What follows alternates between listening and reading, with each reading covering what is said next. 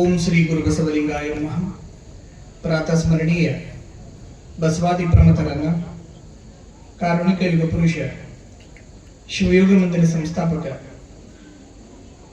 ಮಹಾಗುರುಗಳವರನ್ನ ಸ್ಮರಣೆ ಮಾಡಿ, ಹಂಪಿ ಹೊಸಪೇಟೆಯ ಜಗದ್ಗುರು ಕೊಟ್ಟೂರು ಸ್ವಾಮಿ ಸಂಸ್ಥಾನ ಮಠದ, ಹಾಲ್ಕೆರೆಯ ಅನ್ನದಾನೇಶ್ವರ ಸಂಸ್ಥಾನ ಮಠದ ನಿರಂಜನ ಗುರು ಪರಂಪರೆಗೆ ಹಣೆಮಣೆದು ಪೂಜ್ಯ ಗುರುವರರನ್ನ ಸ್ಮರಣೆ ಮಾಡಿ, ಮರೆಮನಹಳ್ಳಿಯಲ್ಲಿ ಒಂದು ಸುಂದರವಾಗಿರತಕ್ಕಂತಹ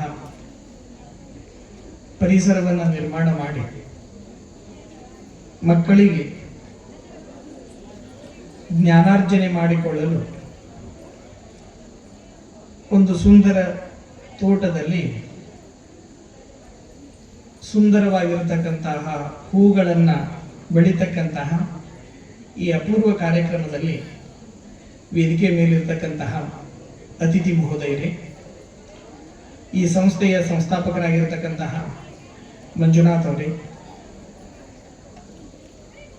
ಈ ಶಾಲೆಯನ್ನ ನಡೆಸಿಕೊಂಡು ಹೋಗ್ತಾ ಇರತಕ್ಕಂತಹ ಶಿಕ್ಷಕ ವೃಂದದವರೇ, ಈ ಶಾಲೆಯ ಹೃದಯ ಭಾಗವಾಗಿರುವ ವಿದ್ಯಾರ್ಥಿನಿಯರೇ, ಅವರೆಲ್ಲ ಪೋಷಕರೇ, ತಮ್ಮೆಲ್ಲರಿಗೂ ನಮ್ಮ ಶರಣಗಳು.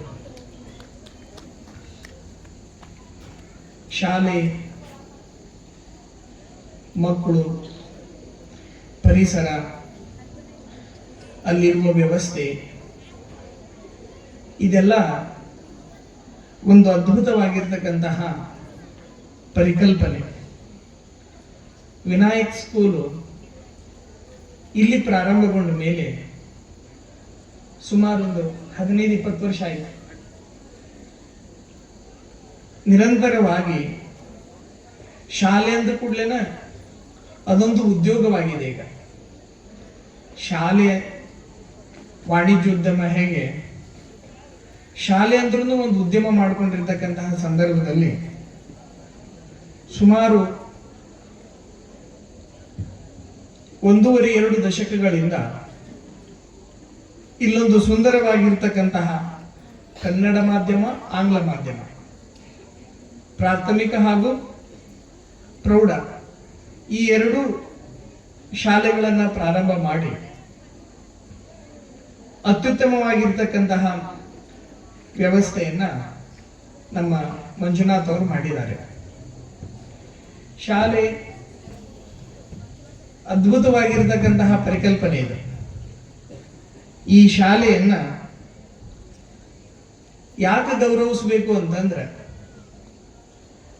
ಈಗ ನೀವೆಲ್ಲ ನಿತ್ಯ ಸಾವಿರ ವರ್ಷಗಳಿಂದ ಒಂದು ಮಂತ್ರವನ್ನ ಪಠಣೆ ಮಾಡ್ಕೊಂಡು ಬಂದಿದ್ದೀರಿ. ನಾವು ಒಂದು 5 ನಿಮಿಷದೊಳಗೆ ಆಶೀರ್ವಚನೆ ಮಾಡಿ ನಿರ್ಗಮಿಸಿಬಿಡ್ತೇವೆ. ಸಾವಿರ ವರ್ಷಗಳಿಂದ ಒಂದು ಮಂತ್ರ ಪಠಣ, ಅದು ಎಲ್ರಿಗೂ ಗೊತ್ತಿರ್ತಕ್ಕಂಥದ್ದು. ಗುರು ಬ್ರಹ್ಮ, ಗುರುರ್ ವಿಷ್ಣು, ಗುರುರ್ದೇವೋ ಮಹೇಶ್ವರ, ಗುರು ಸಾಕ್ಷಾತ್ ತಸ್ಮೈ ಶ್ರೀ ಗುರುವೇ ನಮಃ. ಸಾಕ್ಷಾತ್ ಪರಬ್ರಹ್ಮ ಅಂತಂದು ನೀವೆಲ್ಲ ಹೇಳಿದ್ರೆ, ಏನಿದು ಗುರು ಬ್ರಹ್ಮ, ಗುರು ವಿಷ್ಣು, ಗುರು ಮಹೇಶ್ವರ? ಇಲ್ಲಿ ಗುರು ಬ್ರಹ್ಮನಾಗ್ತಾನ, ಗುರು ವಿಷ್ಣು ಆಗ್ತಾನ, ಗುರು ಮಹೇಶ್ವರನಾಗ್ತಾನ. ಆದ್ರೆ ಬ್ರಹ್ಮ ಗುರು ಆಗೋದಿಲ್ಲ, ವಿಷ್ಣು ಗುರು ಆಗೋದಿಲ್ಲ, ಮಹೇಶ್ವರ ಗುರು ಆಗೋದಿಲ್ಲ. 1000 ವರ್ಷಗಳಿಂದ ಇರೋ ಪರಿಕಲ್ಪನೆ ನೋಡ್ರಿ ಎಷ್ಟು ಚೆನ್ನಾಗಿದೆ ಇದು. ಯಾವ ವಿದ್ಯಾರ್ಥಿ ಈ ಶಾಲೆಗೆ ಬರ್ತಾನ ಅವನಿಗೇನು ಗೊತ್ತಿರೋದಿಲ್ಲ. 1ನೇ ಕ್ಲಾಸಿಗೆ ಬಂದಾಗ, LKG UKG ಬಂದಾಗ ಅವನ ಹೃದಯದೊಳಗ ಇನ್ನಳಿಯದಂತಿರುವ, ಒಟ್ಟ ಅಳಿಯದೇ ಇರತಕ್ಕಂತಹ ಅಕ್ಷರ ಬೀಜವನ್ನ ಬಿತ್ತತಕ್ಕಂಥವನು ಗುರು ಬ್ರಹ್ಮ ಆಗ್ತಾನೆ. ಅಕ್ಷರ ಅಂದ್ರೆ ನೋಡ್ರಿ, ಕ್ಷರ ಅಂದ್ರೆ ನಾಶ ಅಂತ ಅರ್ಥ. ಅಕ್ಷರ ಅಂದ್ರೆ ನಾಶವಿಲ್ಲದ್ದು, ನಚೋರಹಾರ. ಇದನ್ನ ಕಳ್ತನ ಮಾಡಕ್ಕಾಗಲ್ಲ, ಅಣ್ಣ ಮಂದಿರು ಭಾಗ ಮಾಡ್ಕೊಳ್ಳಿಕ್ಕೆ ಆಗೋದಿಲ್ಲ. ಎಲ್ಲಿ ಹೋದ್ರು ವ್ಯಯೇ ಕೃತೆ ವರ್ಧತೆ ಏವ ನಿತ್ಯಂ ಅಂತ ಹೇಳ್ತಾರೆ. ಯಾವುದನ್ನ ಖರ್ಚು ಮಾಡಿದ್ರೆ ಹೆಚ್ಚಾಗತ್ತಲ್ಲ ಅದಕ್ಕೆ ನಿಜವಾದ ಸಂಪತ್ತು ಅಂತಾರೆ. ಏನಾದ್ರೂ ನಾವು ಖರ್ಚು ಮಾಡಿದ್ರೆ ಅಂದ್ರೆ ಕಡಿಮೆ ಹಾಕೊಂತ ಹೋಗ್ತವು, ವಿದ್ಯೆ ಮಾತ್ರ ಹೆಂಗ್ ಉಪಯೋಗ ಮಾಡ್ತೀವಿ ಅದು ಹೆಚ್ಚಾಗ್ಕೊಂತ ಹೋಗ್ತದೆ. ವ್ಯಯಕೃತೆ ವರ್ಧತೆ ಅದು ಹೆಚ್ಚಾಗ್ತಾ ಹೋಗುತ್ತೆ ವಿನಃ ಕಡಿಮೆ ಆಗೋದಿಲ್ಲ. ಅಂತಹ ಮಗು ಬಂದಿರತಕ್ಕಂತಹ ಮಗುವಿನ ಹೃದಯದೊಳಗ ಅಕ್ಷರ ಬೀಜವನ್ನು ಬಿತ್ತಿರ್ತಕ್ಕಂತಹ ಗುರು ಬ್ರಹ್ಮ ಅಂತ ಅನಿಸ್ಕೊಳ್ತಾನೆ. ಆ ಮಗುವಿನ ಹೃದಯದೊಳಗೆ ಏನೂ ಇರೋದಿಲ್ಲ, ಯಾವ ಕಲ್ಮಶವೂ ಇರೋದಿಲ್ಲ. ಈಗ ಒಂದು ಮಗು ಬಂತಲ್ಲ, ಅದಕ್ಕೇನೂ ಗೊತ್ತಿಲ್ಲ. ನಮ್ಮನ್ನು ದೊಡ್ಡವರಾದ್ಮೇಲೆ ಅದೊಂಥರ ಬೇರೆ ಆಗತ್ತೆ. ಅದು ಎಷ್ಟು ಖುಷಿ ಪಡ್ತಿರ್ತವೆ ಸಣ್ಣ ಮಕ್ಕಳು, ನೀವೆಲ್ಲ ನೋಡ್ರಲ್ಲ. ಈಗ ಒಂದು ಪೆಪ್ಪರ್ ಮಠ ಕೊಡ್ರಿ, ಅದನ್ನ ಮೆಲ್ತಾವು, ಬಾಯಿ ಹಾಕೊಂಡು ಅದನ್ನ ನಿಧಾನವಾಗಿ ಮೆಲ್ತಾವು, ಅದನ್ನ ಎಂಜಾಯ್ ಮಾಡ್ತಾವೆ. ನಮ್ ಕೈ ಕೊಟ್ರೆ ನಾವೇನ್ ಮಾಡ್ತೇವಿ? ಕರ ತಿಂದು ಬಿಡ್ತೇವೆ. ಯಾಕೆ? ನಾವು ಗಿನ್ನಿಸ್ ದಾಖಲೆ ಮಾಡ್ಬೇಕು ಅನ್ನೋ ಹುಚ್ಚು ನಮಗ. ಮಗುವಿಗೆ ಏನಿರ್ತೈತಿ? ಗಿನ್ನಿಸ್ ದಾಖಲೆ ಮಾಡೋ ಹುಚ್ಚಿರೋದಿಲ್ಲ, ಅದನ್ನ ಅನುಭವಿಸುತ್ತ ಮಗು. ಹಂಗ ಅದೇ ತಾನೇ ಚಿಗುರೊಡೆದಿರ್ತಕ್ಕಂತಹ ಮಗುವಿನ ಹೃದಯದೊಳಗ ಅಕ್ಷರ ಬೀಜ, ಒಳ್ಳೆಯತನದ ಬೀಜವನ್ನ ಬಿತ್ತತಕ್ಕಂತಹ ಗುರು ಬ್ರಹ್ಮ ಅಂತ ಅನಿಸ್ಕೊಳ್ತಾನೆ. ಬಿತ್ತಿದ ಬೀಜಕ್ಕೆ ಕೆಲವೊಮ್ಮೆ ಸೋಮಾರಿತನ ಅಂತಿರ್ತವು, ಆಟಗಳು ಅಂತಿರ್ತವು, ನಮ್ಮ ಗೆಳೆತನ ಅಂತಿರ್ತೈತಿ. ಇವೆಲ್ಲವುಗಳ ಮಧ್ಯೆ ಒಮ್ಮೆ ಬಿಡ್ತಿರ್ತೈತಿ ಮಗು, ಅದನ್ನ ಓದೋದನ್ನ ಬಿಡ್ತಿರ್ತೈತಿ. ಅವಾಗ ಆ ಮಗುವಿಗೆ ಮತ್ತೆ ತಿದ್ದಿ ಆ ಮಗುವಿನ ಪೋಷಣೆಗೆ ಸಹಕಾರಿ ಆಗ್ತಕ್ಕಂತಹ ಗುರು ವಿಷ್ಣು ಅಂತ ಅನಿಸ್ಕೊಳ್ತಾನೆ. ಇದೆಲ್ಲ ಆದ್ಮೇಲೆ ಈಗ ತಂಗಿ ಮಾತನಾಡಿಲ್ಲ, ಎಷ್ಟು ಚೆನ್ನಾಗಿ ಮಾತಾಡಿದ್ರು. ನಮ್ಗೆಲ್ಲ ಎಥಿಕ್ಸ್ ಹೇಳ್ಕೊಟ್ರು ಅಂತಕ್ಕಂಥದ್ದನ್ನ ಹೇಳಿದ್ರು. ಅವನ್ ಯಾವಾಗಲೂ ಬಿಡಬಾರದು ಅಂತಂದ. ಇವೆಲ್ಲ ಆದ್ಮೇಲೂ ವಯೋಸಹಜವಾಗಿ ನಮ್ಮಿಂದ ಕೆಲವು ಕಾರ್ಯಗಳಾಗ್ತಿರ್ತವೆ. ಅವು ಯಾವೂ ಆಗಬಾರ್ದಂತಂದ ಎಲ್ಲದಕ್ಕೂ ಬೇಲಿಯಾಗಿ ನಿಂತುಕೊಂಡು ರಕ್ಷಣೆ ಮಾಡತಕ್ಕಂತಹ ಗುರು ಮಹೇಶ್ವರ ಅಂತ ಅನಿಸ್ಕೊಳ್ತಾನೆ. ಇಷ್ಟೆಲ್ಲ ಮಾಡಿದ ಮೇಲೂ ಈಗ ಇಷ್ಟು ಜನ ನೂರಾರು ಮಕ್ಕಳು ಇಲ್ಲೆಲ್ಲ ಓದಿ ಇವತ್ತು ಇನ್ನೊಂದು 15-20 ದಿನಕ್ಕೆ ಅವರು ಈ ಶಾಲೆಯಿಂದ ನಿರ್ಗಮಿಸ್ತಾರೆ. ಯಾವಾಗಲೂ ನೀ ನನ್ನ ಶಿಷ್ಯ, ನೀ ನನಗೆ ಅಡಿಯೊಳಗಿರ್ಬೇಕು ಅಂತಂದು ಯಾವ ಶಿಕ್ಷಕನೂ ಬಯಸೋದಿಲ್ಲ. ಅವನು ಹೃದಯ ತುಂಬಿ ಒಳ್ಳೇದಾಗ್ಲಿ ಅಂತಂದು ಹರಿಸಿ ಕಳಿಸ್ತಾನ. ಎಲ್ಲವನ್ನು ಮಾಡಿ ನಾನೇನೂ ಮಾಡಿಲ್ಲ ಅಂತ ತಿಳಿದುಕೊಂಡು ಕುಳಿತುಕೊಳ್ತಕ್ಕಂತಹ ಗುರುವೇ ಸಾಕ್ಷಾತ್ ಪರಬ್ರಹ್ಮ ಅಂತ ಅನಿಸ್ಕೊಳ್ತಾನೆ ಅನ್ನೋದನ್ನ ಸಾವಿರ ವರ್ಷಗಳಿಂದ ನಾವೆಲ್ಲರೂ ಪಠಣೆ ಮಾಡ್ತಾ ಬಂದಿದ್ದೇವೆ. ಇದು ವಿನಾಯಕ್ ಸ್ಕೂಲ್ನೊಳಗೆ ನಾವು ಸುಮಾರು 1.5 ತಿಂಗಳ 2 ತಿಂಗಳ ಹಿಂದೆ ಬಂದಿದ್ವಿ. ಈ ಎಲ್ಲ ಪರಿಸರವನ್ನ ನೋಡಿ ನಮಗೆ ಅತ್ಯಂತ ಪರಮ ಸಂತೋಷವಾಗಿದೆ. ಶಾಲೆ ನಡೆಸೋದಂದ್ರೆ ಸರಳ ಇರೋದಿಲ್ಲ. ಇಲ್ಲೆಲ್ಲ ಪೋಷಕರು ಬಂದಿರ್ತೀರಿ. ನಮಗೂ ಸುಮಾರು ಒಂದು 60 ಶಾಲೆಗಳದವು. ಆದ್ರೆ ಶಾಲೆ ನಡೆಸೋದು, ಇಲ್ಲಿರ್ತಕ್ಕಂಥ ಎಲ್ಲರನ್ನ ಕರ್ಕೊಂಡು ನಾವು ಮುನ್ನಡಿತಾ ಇರೋದು ಅಷ್ಟು ಸರಳವಾಗಿರ್ತಕ್ಕಂಥ ವಿಚಾರ ಇರೋದಿಲ್ಲ. ಪೋಷಕರ ಒಂದು ಸಹಕಾರ ಇದ್ದಾಗ ಮಾತ್ರ ಮಗು ಚೆನ್ನಾಗಿ ಬೆಳಿಲಿಕ್ಕೆ ಸಾಧ್ಯವಾಗುತ್ತೆ. ಸಾಧ್ಯವಾದಷ್ಟು ಮಕ್ಕಳು ಬಹಳ ಶಾಣೆ ಆದವರಿಗೆಲ್ಲ 1ನೇ ನಂಬರ್ ಇರ್ತಾರೆ, ಆದ್ರೆ ನಿರ್ಧಾರನೇ ತಗೊಳಕ್ ಬರೋದಿಲ್ಲ. ಈಗಿನ ಜನರೇಷನ್ ಪ್ರಾಬ್ಲಮ್ ಅದು. ಯಾವ ನಿರ್ಧಾರನೂ ತೆಗೆದುಕೊಳ್ಳೋದಿಲ್ಲ. ನೀವೇನ್ ಹೇಳ್ರಿ, ನಾ ಅದನ್ನ ಓದಿದ್ರೆ ಚಲೋ ಆಗತ್ತೇನೆ, ಇದನ್ನ ಓದಿದ್ರೆ ಚಲೋ ಆಗತ್ತೇನೆ, ಫುಲ್ ಕನ್ಫ್ಯೂಸನ್. ಯಾವಾಗ್ಲೂ ನಾವು ಇತರರ ಮಾತುಗಳ ಮೇಲೆ ನಿಲ್ಬಾರ್ದು.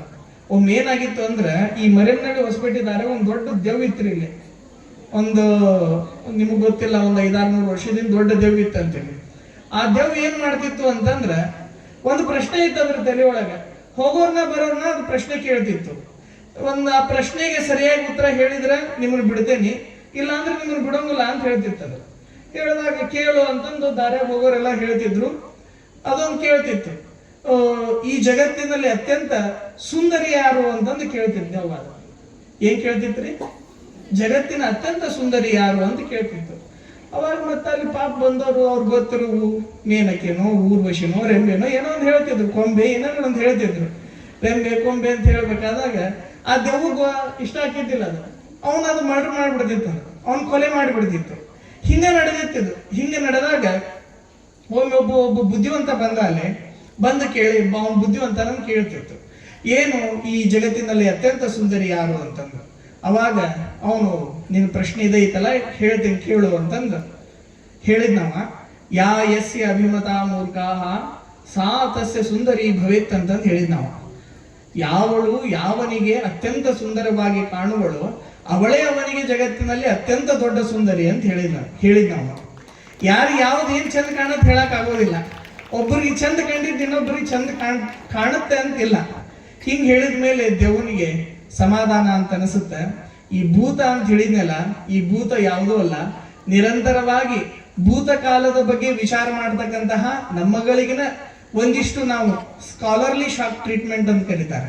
ವಿದ್ಯುತ್ ಚಿಕಿತ್ಸೆ ಅವಾಗ ಶಾಲಾ ಕಾಲೇಜುಗಳಲ್ಲಿ ಆಗ್ತಾ ಇತ್ತು ಅಂತಂದ್ರೆ ಮಕ್ಕಳು ಯಾವಾಗ್ಲೂ ಅದ್ಭುತವಾಗಿರ್ತಕ್ಕಂತಹ ಪಯಣವನ್ನೇ ಮಾಡ್ತಾರೆ. ಎಲ್ಲಾ ಮಕ್ಕಳು ಕಿವಿಯೊಳಗೆ ನಿಮ್ಗೆ ಹೇಳೋದು, ಯಾರು ದೊಡ್ಡವ್ರು ಇರೋದಿಲ್ಲ, ಯಾರು ಸಣ್ಣವ್ರು ಇರೋದಿಲ್ಲ. ಮೊನ್ನೆ ಜಾತ್ರೆ ಆಯ್ತು, ಜಾತ್ರೆ ಒಳಗ ಒಂದು ಮಗು ಬಂತು, ಅವ ಬಲೂನ್ ಹಾರಿಸ್ತಾ ಇದ್ನಲ್ಲಿ ಮೇನ್ ಬಜಾರ್ ಹೊಸಪೇಟೆ ಒಳಗ. ಬಲೂನ್ ಹಾರಿಸ್ತಾ ಇರ್ಬೇಕಾದ್ರೆ ಮಗು ಬಂದು ಒಬ್ಬನ್ ಕೇಳ್ತ, ಅಣ್ಣ ಈ ಕರೆ ಬಲೂನ್ ಐತಲ್ಲ ಇದು ಮೇಲೆ ಹಾರತೈತ ಅಂತ ಕೇಳಿದ್ ನಾವು. ಆ ಮಗು ಕೇಳಿದಾಗ ಅವ ಹೇಳಿದ, ಇಲ್ಲ ಕರೆ ಬಲೂನು, ಕೆಂಪು ಬಲೂನು, ಬಿಳೆ ಬಲೂನ್ ಅಂತ ಇರೋದಿಲ್ಲ, ಒಳಗೆ ಹೀಲಿಯಂ ಯಾವ್ದಕ್ಕೆ ಇರ್ತೈತೆ ಅದೆಲ್ಲ ಹಾರತೈತಿ ಅಂತ ಹೇಳಿದ. ಹಂಗ ಜೀವನದೊಳಗ ಅವ್ರಷ್ಟೇ ದೊಡ್ಡವ್ರಾಗ್ತಾರ, ನಾವು ದೊಡ್ಡವ್ರಾಗ್ಲಿಕ್ಕೆ ಸಾಧ್ಯವಿಲ್ಲ ಅಂತ ನಾವು ಯಾವಾಗಲೂ ಕುಳಿತುಕೊಳ್ಬಾರ್ದು. ನಮ್ಮ ಜೀವನ ನಮ್ಮ ಕೈಯೊಳಗಿರುತ್ತೆ. ಯಾರು ಚೆನ್ನಾಗಿ ಸಿಕ್ಕಿರ್ತಕ್ಕಂತಹ ಅವಕಾಶಗಳನ್ನು ಉಪಯೋಗ ಮಾಡ್ಕೊಳ್ತಾರ ಅವರೆಲ್ಲರೂ ಒಳ್ಳೆಯವರಾಗಿದ್ದಾರೆ, ದೊಡ್ಡವರಾಗಿದ್ದಾರೆ. ವ್ಯಕ್ತಿತ್ವ ಅಂತಕ್ಕಂಥದ್ದು ನಮ್ಮನ್ನ ಸದಾಕಾಲ ದೊಡ್ಡವರನ್ನಾಗಿ ಮಾಡತ್ತೆ. ಈಗೆಲ್ಲ ನಿಮ್ಗೆ ಮಾರ್ಕ್ಸ್ ಇಂಪಾರ್ಟೆಂಟ್ ಇರ್ತೈತಿ. ಬರ್ಬರ್ತಾ ನೀವು ದೊಡ್ಡವರಾಗಿ ಗ್ರಾಜುಯೇಟ್ಸ್ ಆದ್ಮೇಲೆ ಈ ಮಾರ್ಕ್ಸ್ ಎಲ್ಲ ಲೆಕ್ಕಕ್ಕೆ ಬರೋದಿಲ್ಲ. ಅವಾಗ ನಿಮ್ಮ ವ್ಯಕ್ತಿತ್ವನ ನಿಮ್ಮನ್ನ ದೊಡ್ಡವರನ್ನಾಗಿ ಸಣ್ಣವರನ್ನಾಗಿ ಮಾಡತ್ತೆ. ಯಾವಾಗಲೂ ಅದ್ರ ಬಗ್ಗೆ ತಾವೆಲ್ಲ ಗಮನ ಕೊಡ್ರಿ. ಅದ್ಭುತವಾಗಿರ್ತಕ್ಕಂತಹ ಒಂದು ಪರಿಸರವನ್ನ ಸೃಷ್ಟಿ ಮಾಡಿದ್ದೀರಿ. ಮತ್ತೆ ಇಲ್ಲಿರ್ತಕ್ಕಂಥ ಎಲ್ಲ ಶಿಕ್ಷಕರು ಬಹಳ ಪ್ರೇಮದಿಂದ ಮಕ್ಕಳಿಗೆ ಕಲಿಸ್ತಾ, ಆಟ ಆಡಿಸ್ತಾ, ಬೆಳೆಸ್ತಾ ಇದ್ದೀರಿ. ಮಕ್ಕಳಲ್ಲಿ ಒಳ್ಳೆಯ ಸಂಸ್ಕಾರವನ್ನು ಸಹ ನೀಡ್ತಾ ಇರ್ತಕ್ಕಂತಹದ್ದು ಅತ್ಯಂತ ಸಂತೋಷದಾಯಕವಾಗಿರ್ತಕ್ಕಂತಹ ಸಂಗತಿ. ತಂದೆ ತಾಯಿಗಳಾದವರು ನಿಮ್ಮ ಕಿವಿಯೊಳಗಿರಬೇಕು, ಮಗು ಕೇವಲ ಸಾಕ್ಷರನಾದರೆ ಪ್ರಯೋಜನ ಇಲ್ಲ ಅನ್ನೋದು ಮೊದಲು ಬರ್ತಿರ್ಬೇಕು. ಸಾಕ್ಷರಕ್ಕ ಸಂಸ್ಕಾರ ಸಿಗಲಿಲ್ಲ ಅಂತಂದ್ರೆ ಸಾಕ್ಷರ ಉಲ್ಟಾಗಿ ಬಿಡ್ತೈತಿ. ಸಾಕ್ಷರ ಉಲ್ಟಾಗೋದಂದ್ರೆ ರಾಕ್ಷಸರಾಗೋದು. ಜಗತ್ತಿನೊಳಗೆ ಯಾರು ಬಹಳ ತಪ್ಪು ಮಾಡ್ಯಾರ ಅಂದ್ರೆ ಶಾಣ್ಯರ ಬಹಳ ತಪ್ಪು ಮಾಡಾರ.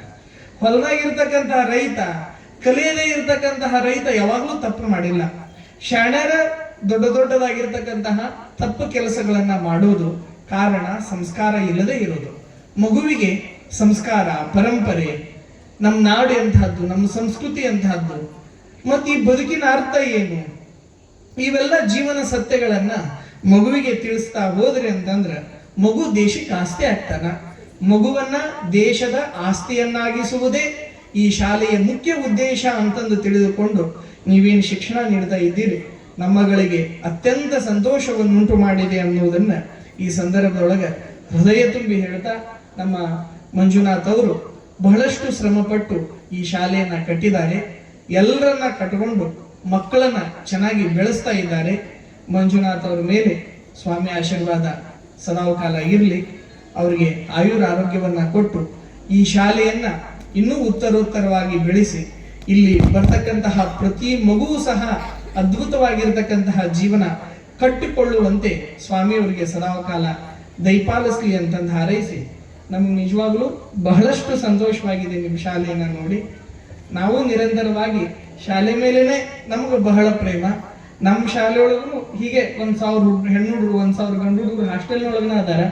ಯಾವಾಗಲೂ ಆ ಮಕ್ಕಳ ಜೊತೆ ಅವ್ರು ಮಾಡೋ ಕೆಲಸ ನನಗೇನು ಮಹಾ ವಯಸ್ಸಾಗಿದ್ನೇ ನಾ ಎಂಜಾಯ್ ಮಾಡೋದಿಲ್ಲ. ಆದ್ರೆ ನಮ್ಮ ಗುರುಗಳು ಜಾಗದ ಮೇಲೆ ಕುಂತ ಮೇಲೆ ಪ್ರತಿ ಮಗುನು 1 to 1 ಕೇರ್ ಮಾಡಿ ನೀವೇನು ಮಕ್ಕಳಿಗೆ ಕಲಿಸ್ತಿರಲ್ಲ, ಅದ ಬಹಳ ಪ್ರಮುಖವಾಗತ್ತೆ. ಮಕ್ಕಳಿಗೆ ಕಲಿಸ್ತಕ್ಕಂಥ ಬಹಳ ಜನ ದೊಡ್ಡವರು ಅದಾರ, ಶ್ರೀಮಂತರದಾರ, ದಣ್ಯರದಾರ, ಗಣಿ ಮಾಲೀಕರದಾರ. ಎಲ್ಲಿ ಇಲ್ಲದ ಸಂತೃಪ್ತಿ ನಿಮಗೆ ಈ ಮಕ್ಕಳಿಗೆ ಕಲಿಸೋದ್ರೊಳಗ ಬಹಳಷ್ಟು ಸಂತೃಪ್ತಿ ಇದೆ. ಇದನ್ನು ಕಲಿಸ್ರಿ. ನಿಮಗೆ ಇನ್ನೂ ಜೀವನದೊಳಗೆ ಸಂತೃಪ್ತಿ ಒಂದ ಮುಖ್ಯ ಆಗತ್ತೆ, ದುಡ್ಡು ಮುಖ್ಯ ಆಗೋದಿಲ್ಲ, ಸಂತೃಪ್ತಿ ಮಾತ್ರ ಮುಖ್ಯ ಆಗತ್ತೆ.